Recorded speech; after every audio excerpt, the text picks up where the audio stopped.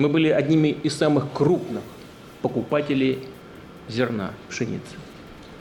Хочу напомнить, что сейчас Россия самый крупный поставщик пшеницы на мировой рынок. Главное информационное событие дня – большая пресс-конференция Владимира Путина. На чем спрашивали президента страны? Это автоподъемник коленчатый пожарный АКП-50, предназначенный для доставки боевого расчета к месту пожара.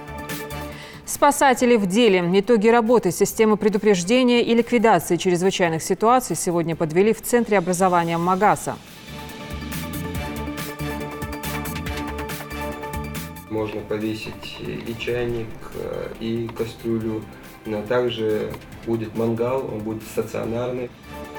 Время реализовывать идеи. Точка отсчета – Машук. Сегодня в Комитете по туризму прошла встреча с грантообладателями. Бережем свое здоровье. Роспотребнадзор опубликовал данные о ситуации по ОРВИ и гриппу в Ингушетии.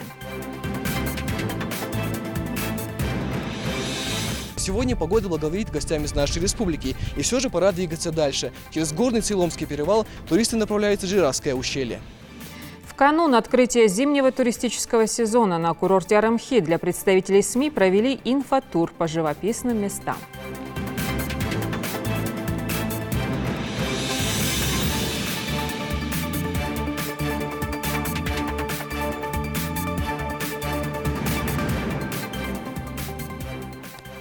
Это новости 24. Добрый вечер.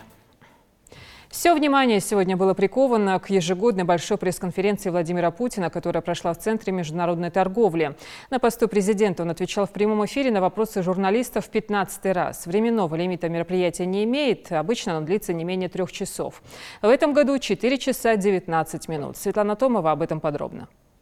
Экономика, политика, образование, здравоохранение, ЖКХ. Никаких рамок и ограничений. Ежегодная пресс-конференция Владимира Путина собрала на своей площадке около 2000 представителей российских и зарубежных СМИ. Первый вопрос задает журналист радио «Маяк». Какой ущерб может быть для России от погодных аномалий? Еще один вопрос о Парижских соглашениях по климату. У нас страна северная, 70% нашей территории находится в северных широтах. У нас есть целые города за полярным кругом, которые построены на вечной мерзлоте. Если она начнет таять, вы представляете, какие последствия здесь могут для нас возникнуть. Очень серьезные. Кроме того, где-то становится, может быть, теплее. Вот как сейчас в Москве рекорды очередные мы устанавливаем по температурам. Но это может привести к опустыниванию некоторых территорий. И нас это касается напрямую. Следующий вне очереди прозвучал вопрос про мусор. Почему везут нелегальный мусор и что делать? На что глава государства ответил, что мы генерируем в год по стране 70 миллионов тонн бытовых отходов. И такой отрасли, как переработка бытовых отходов в Советском Союзе и в Новой России никогда не было. Ее создают практически с нуля. Владимир Путин подчеркнул, что в этом вопросе основные решения приняты. Создан федеральный оператор и более 200 региональных операторов. Принята схема территориального планирования по решению этого вопроса, но при этом совершенно точно не хватает прямого общения с гражданами. Нужно показывать, что будет, как будет развиваться, где будет перерабатываться и где будет захораниваться пока эти отходы. И, конечно, мы должны точно совершенно избавиться от всяких серых схем и криминала. Здесь просто нужно наводить элементарный порядок. Люди, конечно, возмущаются, я вот воспользуюсь вашим вопросом, и ростом тарифов. Не было никогда отдельной строчки по бытовым отходам. Теперь она появилась и сразу многократно выросла. Это нужно объяснять. Для того, чтобы объяснить, откуда взялись эти цифры, нужно, чтобы это все было прозрачно. Понятно, что и кто за что платит. Вопрос об экономике. Журналист ТВЦ попросил президента ответить на критику, связанную с тем, что Россия якобы живет на советском наследии. Президент в ответ парировал показателями в разных сферах экономики и промышленности. Глава государства подчеркнул, что за последние десятилетия построено множество социально значимых объектов. Во-первых,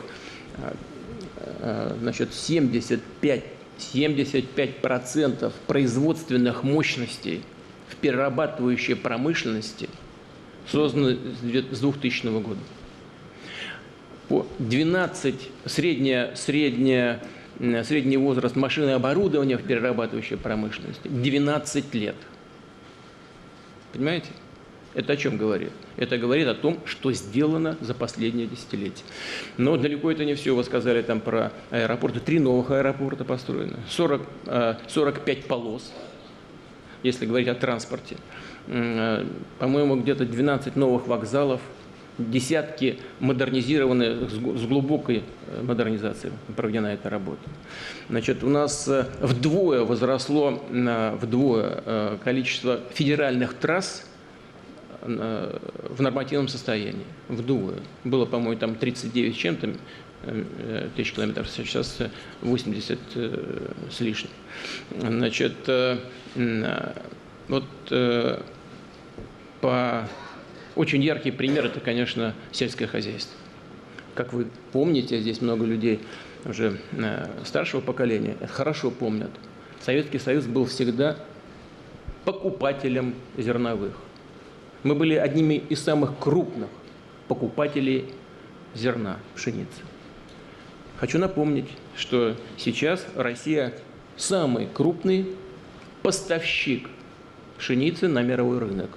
Мы номер 1.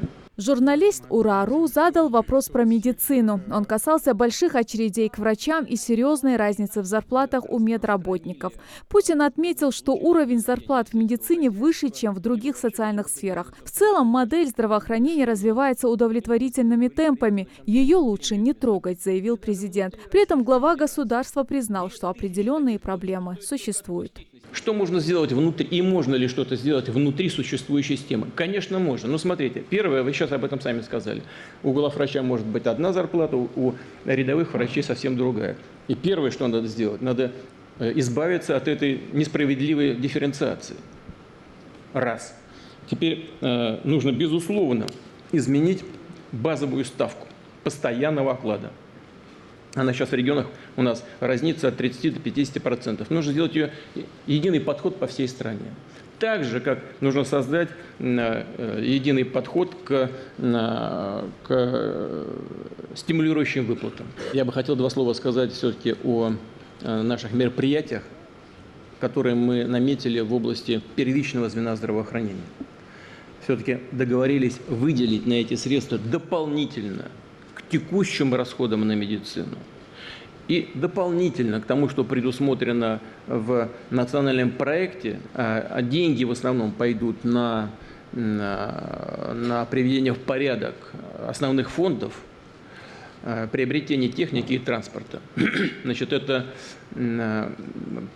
предполагается привести в нормативное состояние или построить 10 тысяч учреждений.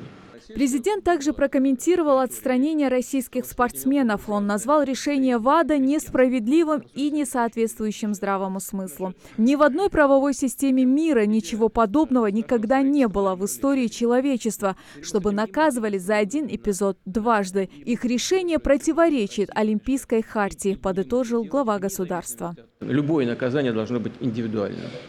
И если кто-то в чем-то конкретно увлечен, то тогда это совершенно естественно и справедливо. Но если у нас подавляющее большинство спортсменов являются чистыми, как можно за действие кого бы то ни было налагать санкции на них? У нас девочки в фигурном катании выступают совсем молодые, еще дети почти. Какое к допингу отношение имеют? Да никакого, понимаете? Но они прыгают там 4 оборота делать, а никто не делает пока. Ну, почти никто в женском фигурном катании. Ну вот, их можно зачистить и со льда убрать в фигурном катании. Таким образом можно? Можно. А зачем? Разве это и пойдет на пользу развития мирового спорта? Думаю, что нет. Кроме всего прочего, я на пресс-конференции в Париже тоже об этом сказал. Это решение ВАДА противоречит Олимпийской хартии. Не должна команда страны выступать под нейтральным флагом, если нет фактических претензий к действующему Олимпийскому комитету. Главу государства журналисты попросили поделиться о самых ярких отрицательных и позитивных моментах на своем посту. Самые тяжелые, конечно, это крупный теракт. А самые яркие, не яркие, самые значимые. Вот мы говорим сейчас о необходимости роста реальных доходов населения. Но вот нам не удалось же все-таки его целиком решить, вопрос с бедностью. У нас самый низкий показатель был, по-моему, в 2014 году, там 11,3, по-моему, было там, от общего количества людей, граждан страны. Сейчас он несколько подрос.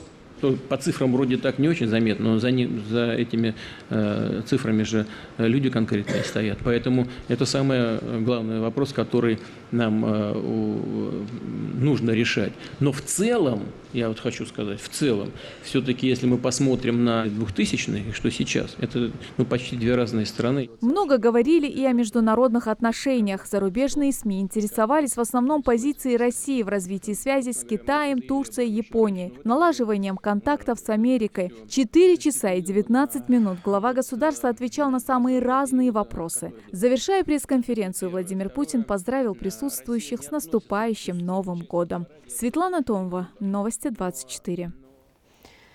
Пресс-конференцию президента России смотрели руководители министерств и ведомств, представители ОНФ, историки, волонтеры и активисты в Национальной библиотеке Республики Ингушетия. Обсуждения и мнения в репортаже Ирины Цычуевой. Пресс-конференция главы государства – событие, вызывающее активный интерес у жителей страны. Президент в своем обращении с журналистами по традиции затрагивает темы стратегического, социального и экономического значения, являющихся приоритетными в развитии страны. В Национальной библиотеке Республики за ходом разговора Владимира Путина представители всех министерств и ведомств, волонтеры и активисты. Сопредседатель регионального штаба ОНФ Мадина Барханоева услышала на пресс-конференции вопросы, которые представляют для нее особый интерес.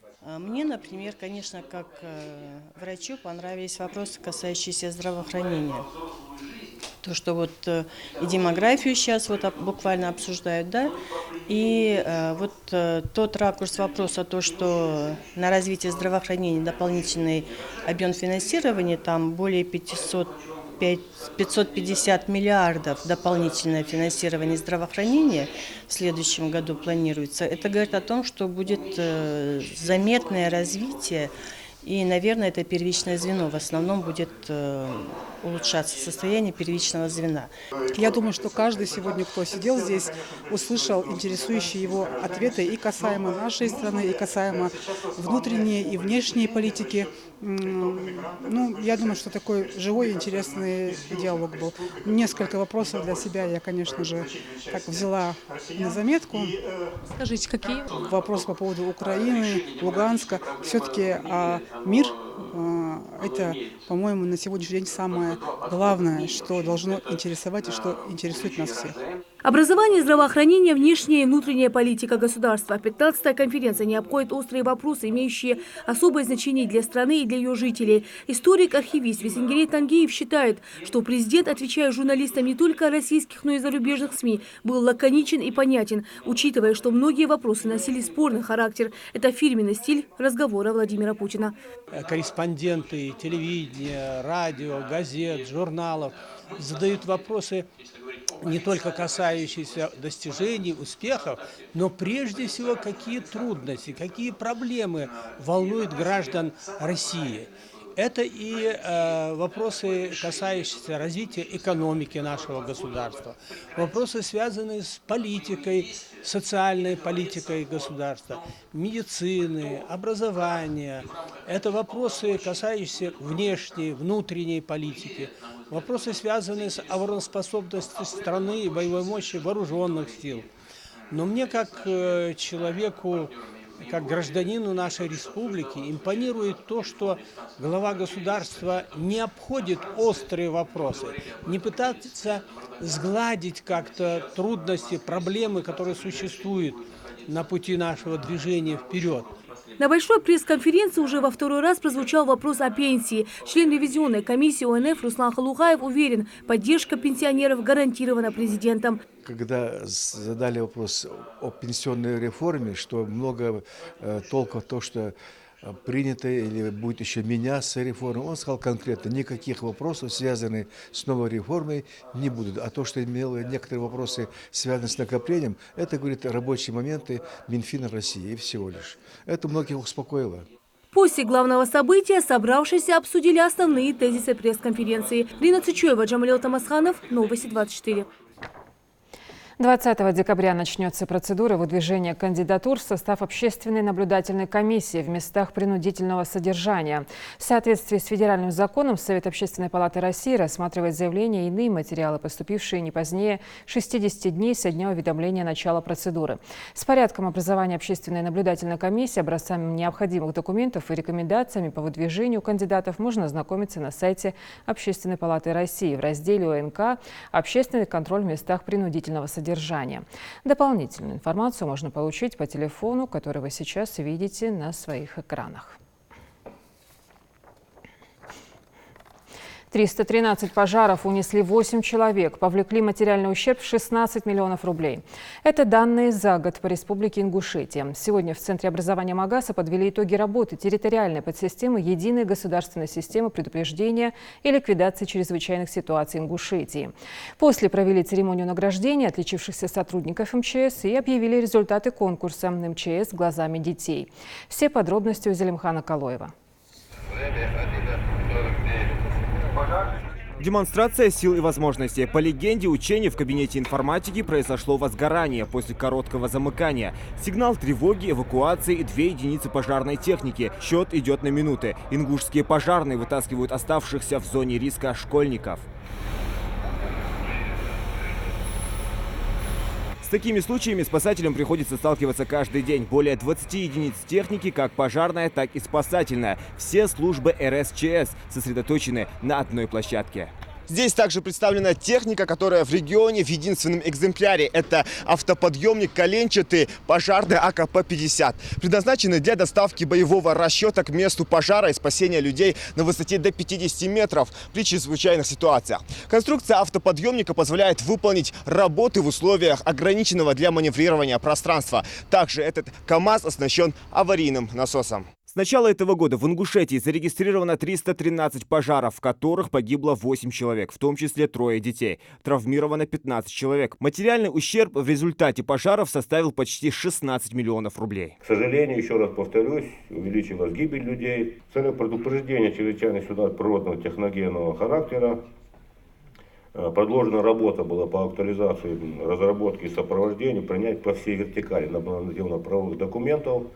Основная задача в текущем году территориальной подсистемы Единой государственной системы предупреждения и ликвидации чрезвычайных ситуаций Ингушетии была направлена на недопущение ЧС, а также на проведение эффективных и действенных мер по повышению уровня защищенности населения. Зампред правительства Тимур Фаттахов попросил не сбавлять темпы.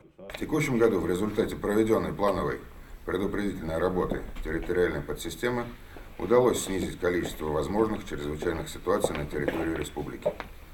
В целом, считаю, что территориальная подсистема РСЧС в 2019 году с поставленными задачами справилась. Основные усилия в будущем году прошу сосредоточить на безусловное выполнение мероприятий согласно плана основных мероприятий республики на 2020 год. Однако с наступлением Нового года новые планы и новые задачи. То, что касается развития системы 112, она практически у нас завершена, осталось только документально. Значит, в следующем году мы ее запустим. Это основная задача тоже, которая у нас стоит. Развитие безопасного города на муниципальном уровне. Тоже основная задача. Развитие добровольной пожарной охраны. Всего на водных объектах республики, несмотря на все предпринимаемые меры, погибло 3 человека. За весь год в Ингушетии произошла всего одна чрезвычайная ситуация. И то природного характера, связанная с гибелью посевов сельскохозяйственных культур из-за иссушения почвы и снижения запасов влаги. Главный федеральный инспектор по Ингушетии аппарата полпреда президента России в СКФО Сергей Гончаров отметил, что результаты проведенной работы действительно впечатляют. Есть стабильность. Есть взаимодействие, которое, я так понимаю, со временем только возрастает. Хотел бы обратить внимание все-таки на перспективу и больше на 20-е последующие годы, как сейчас принято планировать, нацелить на ту деятельность, которая в рамках пожарного надзора осуществляется. Главная задача РСЧС – обеспечить готовность сил и средств к любым чрезвычайным ситуациям и повысить уровень безопасности населения Ингушетии. Сразу после подведения итогов 2019-го настала самая приятная часть – награждение отличившихся сотрудников МЧС и людей, которые активно сотрудничали со спасателями. Спасибо.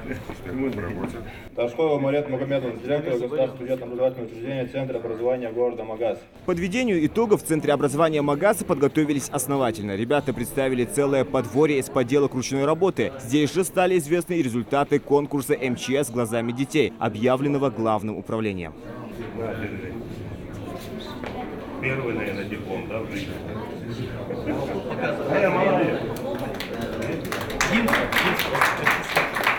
Не обошлась встреча и без будущих профессиональных кадров, воспитываемых в пожарно-спасательном колледже, демонстрация альпинистского снаряжения, амуниции пожарных и оказание первой медицинской помощи. Данный манекен предназначен для отработки навыков по тушению пожара и оказания первой медицинской помощи. Как мы видим, пострадавший горит, и нам нужно его потушить. Чтобы его потушить, нам нужно накрыть его одеялом, чтобы не было доступа кислорода к огню. Накрываем его и тем самым тушим пожар. После того, как мы потушили пожар, нам нужно оказать ему первую медицинскую помощь. Сначала нужно освободить стесняющую его одежду, воротник, ремень или что-либо. Потом освобождаем дыхательные пути и тройным приемом сафари освобождаем его, открываем ему челюсть. Поднимаем голову вверх, освобождая дыхательные пути. Потом 30 компрессий. Готовы составить конкуренцию студентам и школьники в Центре образования Магаса. Свои знания, полученные на уроке ОБЖ, ребята отрабатывали почти как профессионалы. Год не закончился, а значит, пока расслабляться чрезвычайному ведомству рано. Зима настала, градус напряжения возрос, поэтому спасатели продолжают работу, связанную с предупреждением, профилактикой и ликвидацией чрезвычайных ситуаций. Зелимхан Калоев, Асхаб Белакиев, Новости 24. Безопасность детей на дорогах сегодня обсудили на семинаре в 6-й школе Насыркорта. Там прошла встреча с инспекторами ГИБДД и преподавательским составом местных общеобразовательных учреждений. Обсуждали проблемы отсутствия пешеходных переходов возле школ, тротуаров и должного освещения. Также сотрудники ГИБДД предложили учителям более активно проводить мероприятия в целях повышения дисциплины школьников на дорогах. И обязали, чтобы в каждой школе был свой юный инспектор. В дальнейшем планируют оснастить в учреждениях кабинеты по безопасности дорожного движения. Нам нужно нарабатывать темпы в плане безопасности наших детей, поэтому мы рассмотрели все за и против. С какими сегодня проблемами сталкиваются педагоги в работе с детьми, также какая помощь нужна от сотрудников госавтоинспекции в плане подготовки и дальнейшей продуктивной работы для того, чтобы мы сегодня наших детей берегли от дорожно-транспортных происшествий. Конечно же, работа проводится с ними ежедневно, педагогами, и проводятся минутки безопасности, и сотрудники госавтоинспекции посещают общеобразовательные организации. Но все равно мы должны выходить на другой уровень работы. Экологичные и колоритные зоны отдыха в Джейрахском районе и город мастеров с уже узнаваемыми работами десятков ремесленников региона. Все это авторские проекты, которые получили господдержку на молодежном форуме «Машук». Идеи уже притворяются в жизнь. Встреча с грантообладателями прошла сегодня в Комитете по туризму республики. Исполняющий обязанности руководителя пообщался лично с каждым и обещал помочь в решении возникших проблем. Тамара Хашагульгова с подробностями. Скамейки – это зона кострища. Адам Мальсагов в числе тех, кто стремится сделать мир вокруг себя лучше. Авторов различных проектов, направленных на сохранение исторического наследия, культурных традиций, экологии или всего вкупе, как в случае с его задумкой. Это миниатюрная копия из древесного спила со столом, лавками, очагом для костра и мангалом. Не просто милая экспозиция, созданная вручную, а наглядная копия проекта «Легенды гор», уменьшенная в несколько сотен раз. Можно повесить и чайник, и кастрюлю, но также будет мангал, он будет стационарный. Подобных зон отдыха по замыслу автора должно быть 3 во всем Джейрахском районе. Именно там он планирует их построить. На создание таких мест для кемпинга его как раз и вдохновил поход в горы. Зоны должны быть максимально экологичными и идеально вписываться в горные пейзажи, не выделяясь на общем фоне. И все местное население едет именно туда и отдыхать, и увидеть что-то. И мне, по крайней мере, кажется проблемой то, что большинство тех, кто отдыхает и приезжает к нам, они отдыхают как бы кустарным образом, то есть просто находят место рядом с каким-то водными, каким-то рекой. Идея и средства для ее воплощения, оказывается, не всегда формула успеха. Иногда нужна и помощь со стороны различных ведомств и министерств. Например, Адаму Мальсагову нужна помощь в определении мест, где можно будет воплотить его задумку. Будем вместе выезжать, согласовывать места, так, чтобы они были правильные, то есть найти подходящее место, согласовать его.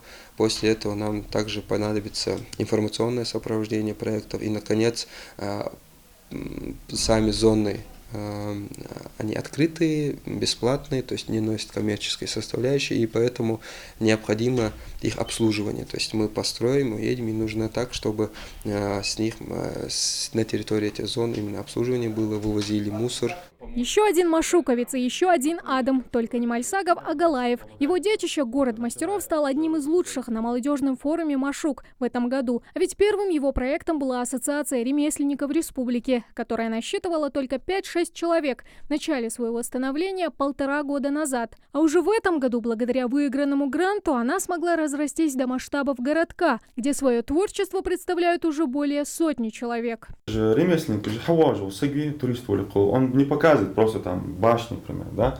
Помимо того, как он показывает или делает свою работу ганчану, он рассказывает, почему именно так, почему такой наклон был у башни, например. Культура даются, это хранители культуры, Теперь в планах автора и участников проекта сделать город мастеров узнаваемым, что называется лицом, брендом Ингушетии, чтобы о нем знали в каждом уголке республики, страны и даже за рубежом. Сегодня обещали нас поддерживать в этом деле, то есть все гости, туристы, которые будут к нам приезжать, они будут о нас рассказывать и вводить к нам туристические маршруты.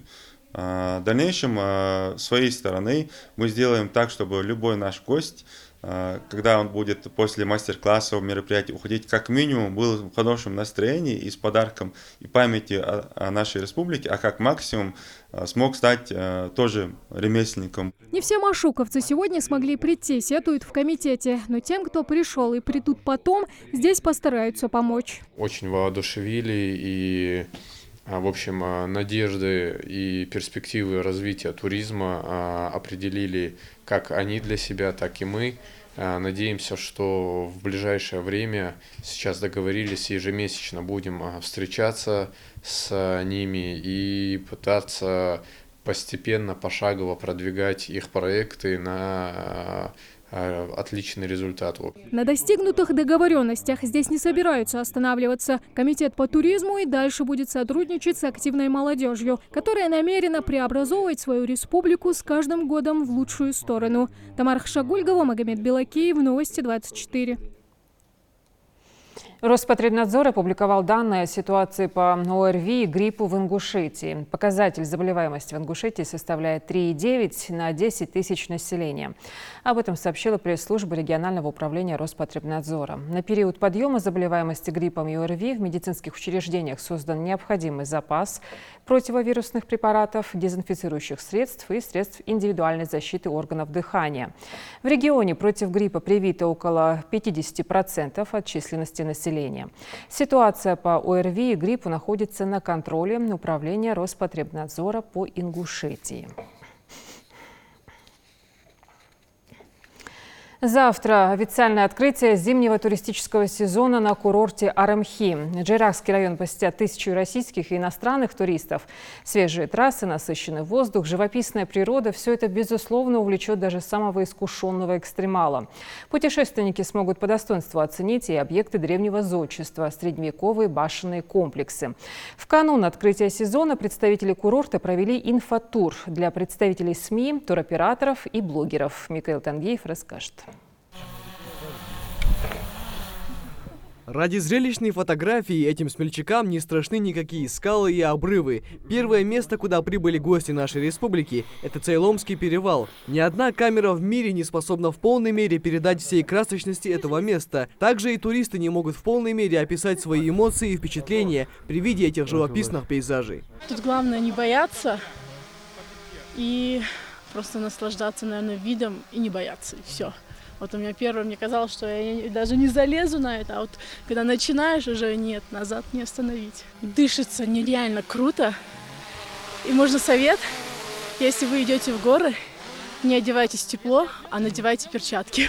Лучше гор могут быть только Ингушские горы. По крайней мере, так считает Екатерина Мамыкина, которая приехала специально из Сочи в качестве туроператора. Она уже успела побывать во многих необычных и красивых уголках России. Девушка признается, в Джейрахе ощущается какая-то особенная атмосфера, притягивающая сюда снова и снова. Погода великолепная, все очень хорошо видно, заснеженные верхушки гор. Тепло, думали, что будет холоднее, взяли целый чемодан вещей, но ничего практически не пригодилось. Мне здесь очень понравилось, великолепный вид, потрясающие горы. Надеюсь, что мы сюда еще вернемся. В начале своего пути журналисты, блогеры и туроператоры решили остановиться именно здесь, на Цейломском перевале. Это, пожалуй, одно из самых значимых мест для ингушского народа, называемое каменным сердцем Ингушетии. Это, кстати, такое одно из лучших мест для фотосессии, но вы сами были свидетели полетов, всего такого. Вот. Поэтому очень много было интересных кадров. Это все будет выкладываться в социальных сетях, будет также писаться статьи, будут писаться статьи и используя разные хэштеги, чтобы продвигать уже туризм в нашей республике. Многие стараются сделать как можно больше фотографий и забывают, как быстро летит время в окружении этой природной красоты. Чего стоит только один горный воздух, которым порой невозможно надышаться. Настолько он чистый, а для некоторых даже и лечебный. И даже погода сегодня на стороне гостей нашей республики. Скалистые и неприступные склоны горы Цейлом, высота которой составляет почти 3200 метров, очень часто скрыты туманом или окутаны облаками. Возможно, изменчивый вид горы в глазах средневековых ингушей придавал ей ореол святости и таинственности. Но сегодня погода благоволит гостям из нашей республики. И все же пора двигаться дальше. Через горный Цейломский перевал туристы направляются в Джейрахское ущелье. Около 15 минут в пути, и автобус с журналистами и блогерами останавливается рядом со средневековым поселением Игекал, самым крупным в горной Ингушетии. По тем башням, которые есть, можно угадать, где были другие башни. Тут видно, что согласно одной версии было где-то 8, согласно другой версии было 11 башен. То есть представляете, что просто вы оттуда заехали, как всадник, да, и вот они башни, увидите селение, как большой город. В настоящее время здесь сохранилась одна целая боевая башня и более 60 руинированных башенных сооружений. В прошлом Игекал являлся культурным, политическим и экономическим центром горной Ингушетии. Пытаясь описать свои впечатления при виде этих величественных сооружений, даже опытные журналисты не сразу могут подобрать нужные слова. Именно история, глубина истории народа, республики, она это очень ценно. Я вот слушаю гида или человека, который очень хорошо знает историю, рассказывает, неохота отходить, именно интересно слушать и воображение рисует, как здесь все раньше проходило, как был устроен быт. Классно. Побывав здесь единожды, гости республики понимают, сюда хочется возвращаться снова и снова. В свою очередь, наш гостеприимный народ всегда рад новым гостям. Знаете, Кавказ это удивительная вещь, но я и раньше слышала о том, что ты не видел Кавказ, если ты не был в Ингушетии. И вот теперь, когда я здесь, конечно же, все это подтверждается. И самое главное, чтобы были здесь не только журналисты, а туристы со всего мира действительно тянулись сюда, потому что это жемчужина мира, и ее нужно видеть. Самое интересное, что Кавказ меняется, и даже если ты приезжаешь сюда второй раз, ты как будто бы видишь совершенно иные горы. Уже ближе к вечеру для гостей нашего региона провели экскурсию по столице Ингушетии, городу Магаз. Журналистам и интернет-блогерам показали современные остановки, скамейки с подогревом и бесплатным Wi-Fi, электронные библиотеки, таксофоны, планшеты для связи жителей с городской властью и многое другое. Конечной точкой экскурсии стала самая высокая в СКФО 100-метровая башня Согласия. Поток в последнее время увеличился, это примерно процентном соотношении процентов на 30. Это, к примеру, в неделю мы наблюдаем туристов около 1000 человек в неделю примерно. Это вне туристического сезона, да? Да, да. Сегодня Ингушетия является одним из самых быстро развивающихся регионов в туристическом направлении. Как пример можно привести современный всесезонный туристический комплекс Арамхи в Джейрахском районе. На территории курорта расположена горнолыжная трасса протяженностью 1200 метров. С мая 2014 года трасса внесена в реестр спортивных объектов, что позволяет на базе курорта проводить международные и российские чемпионаты по горным лыжам. Открытие зимнего сезона состоится 20 декабря. Микаил Тангиев, Адам Далаков, Новости 24. Ростелеком отменил плату за телефонные звонки на все номера мобильных телефонов Российской Федерации с таксофонов универсальных услуг связи. С таксофонов теперь можно звонить бесплатно на любые номера фиксированной, проводной, телефонной и мобильной связи. Решение обусловлено высокой социальной значимостью таксофонов. Звонки на стационарные или мобильные телефоны при международных вызовах остаются платными. Ингушский спортсмен Имран Хамхоев завоевал бронзовую медаль на молодежном чемпионате России по боксу. Он проходил в Нальчике. В 10 весовых категориях за призовые места боролись около 300 спортсменов. Хамхоев выступал в весе 56 килограммов. В его отборочной сетке было 20 соперников. Конкуренция была серьезной. Отбирались в национальную сборную. Всего наш земляк провел 3 боя. Дойдя до полуфинала, уступил спортсмену из Челябинска. Первого безбольного сочова, но цац ошибки если ошибки бани первого ваш аданзер ханза социк третьего баханда уже сборную попасть as понедельник дал эндли Москве тренировочный сбор и постараюсь поработать над своими ошибками, чтобы перестать дальше эндли юхшир кот ваваш гусу чемпионат России и международный турнир идет, ханс хализуш дал эндали. И скорее всего есть шансы попасть на Европу, кто баллы наберет там. Мосты дружбы. Шахматный турнир среди детских команд со всего Северокавказского федерального округа проходит в Ингушетии. Соревнуются 10 команд, около 40 юных игроков.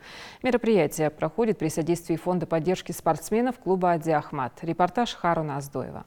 Мероприятие организовано в рамках шахматной лиги СКФО, проводимо по инициативе Федерации шахмат Республики Ингушетия и при поддержке фонда спортсменов «Ади Ахмат». Это уже второй этап серии турниров проекта «Мосты дружбы». На этот раз сразиться в интеллектуальной борьбе вызвались 10 команд из 4 регионов СКФО. Успех в шахматах зависит от умения многосторонне анализировать ситуацию и быть одновременно хорошим стратегом и тактиком. Одной из самых захватывающих партий стала игра представителей 2 команд хозяев турнира. Магомеду Мислаурову удалось захватить инициативу и нестандартными ходами завести соперника в положение, из которого тот уже не смог найти выход. Разыграли мы каталонское начало. Вот так получилось. У меня был небольшой перевес в каталонском начале. Я перешел в Миттельшпиль и выиграл качество. И в дальнейшем реализовал. Очень сильные составы приехали к нам с Осетии, из Дагестана, из Чеченской, из Братской Республики. Надеюсь, мы выиграем этот турнир. Формат турнира не ограничивает игроков во времени. При этом сильных шахматистов организаторы старались свести вместе, чтобы им было интересно и другим не так обидно. Атмосфера царила по-шахматному колоритная, и за каждым столом шла напряженная борьба. Это первое спортивное мероприятие, проводимое под патронатом фонда поддержки спортсменов клуба «Ади Ахмат», целью которого является развитие межрегиональных связей и расширение шахматных клубов и секций в республике. С 2018 года у нас есть такой проект, наш клуб «Ади Ахмат» его запустил, это «Мосты дружбы» он называется, то есть это налаживание мостов и через спорт, и через деловые какие-то отношения. Да. Но мы, как шахматы, налаживаем и пытаемся всегда проводить турниры открытые, чтобы к нам приезжали. Участвовать в таком турнире очень сложно, но в то же время это возможность оценить свои силы и умения, взглянуть на свой уровень с другой стороны. На первый взгляд это простейшая игра, но человека, знающего правила и сыгравшего хотя бы одну партию, таинственный мир шахмат поглощает навсегда. Большинство из этих детей уже имеют соревновательный опыт и призовые места, а победа на этом турнире позволит выступить на соревнованиях всероссийского масштаба. Первый тур я сыграл очень отлично, выиграл, надеюсь, дальше продолжу в том же духе. Пока спортивная фортуна на моей стороне. Да, очень хорошо играть, комфортно, никто не мешает. Приятно здесь играть в шахмат. Большинство из этих участников я знаю. У меня проходили с ними игры на шахматной доске, и игры имеют дружескую атмосферу. Все ребята показали достойную игру, но главные матчи турнира еще впереди. Участников соревнований из всех поклонников Черно-Белого королевства ждут еще 3 состязательные дня в 2 этапа. Харун Аздоев, Асхат Белакиев, Новости 24. Следите за новостями на канале Ингушетия и до встречи в эфире.